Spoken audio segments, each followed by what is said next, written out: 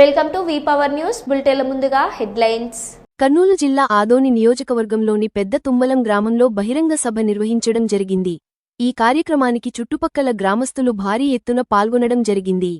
ఈ సభలో పెద్ద తుమ్మలం గ్రామం గురించి విట్టా రమేష్ జనసేన పార్టీ నాయకుడు పులిరాజు మాట్లాడుతూ, పెద్ద తుమ్మలం గ్రామంను మండలం చేయడానికి గ్రామంలో అన్ని వసతులు సదుపాయాలు ఉన్నాయని, చుట్టుపక్కల గ్రామాలు అయిన గన్నేకల్, పాండవగల్, బలేకల్, జాలమంచి, దొడ్డనకేరి, కొత్తూరు ప్రజలు పెద్ద తుమ్మలం మండలం చేయాలని కోరుకుంటున్నారన్నారు. పెద్ద తుమ్మలం మండలం అయితే చుట్టుపక్కల గ్రామాలు అభివృద్ధి చెందుతుందని వారు తెలిపారు.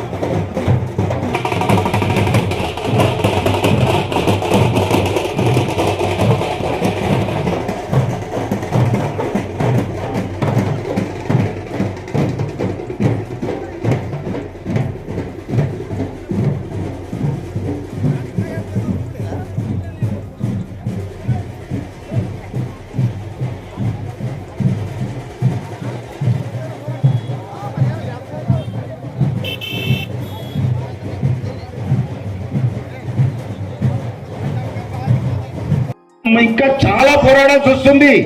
ఎందుకంటే తెలుసు వారి సలహా తీసుకుంటే పెద్దారోపణం ఎలా జరిగిందో పెద్ద తుమ్మలం కూడా మీరందరూ అలాగే సాధించుకుంటే ఖచ్చితంగా. ఎందుకంటే ఒక మండలం అయితే ఎంఆర్ఓ గారు వస్తారు, డిఫరెంట్ రెవెన్యూ ఆఫీషియల్స్ వస్తారు, ఈ ఏరియా డెవలప్మెంట్ బాగైతుంది. ఇంకా ప్రసిద్ధమైన పెద్ద తుమ్మలంలో మనం మంచి టూరిజం స్పాట్ రామదేవాలయం గుడి, ఎప్పుడో 14 సంవత్సరాల ముందు కట్టిండే రామదేవాలయం గుడి ఈ ఊరిలోనే ఉంది.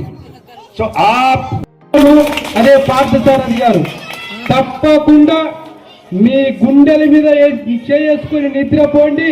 ఇక్కడ ఈ పెద్ద తుమ్మలం పైన ప్రత్యేకమైనటువంటి దృష్టి పెట్టి మీ పెద్ద తుమ్మలాన్ని మండలం చేసేంత వరకు కంకణం కట్టుకొని పనిచేసేటువంటి నాయకుడు మన పార్థసారథి గారు ఉన్నారనేటువంటి విషయాన్ని ఈ సందర్భంగా తెలియజేస్తా ఉన్నాం.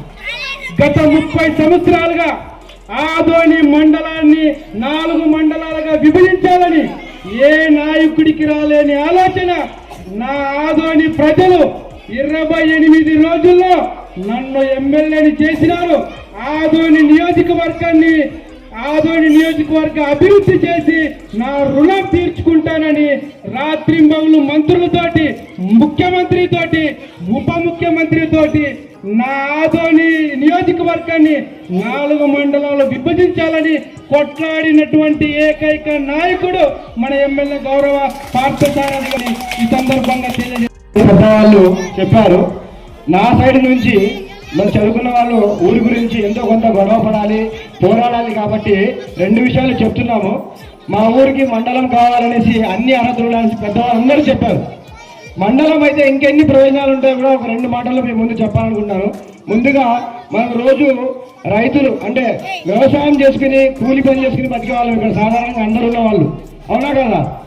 అలాంటిది మనకు ముఖ్యంగా ఇప్పుడు మనం గమనిస్తే మనకి ఎక్కడో ఆదోన్లో ఉంది అగ్రికల్చర్ ఆఫీసు కానీ ఇవన్నీ కానీ.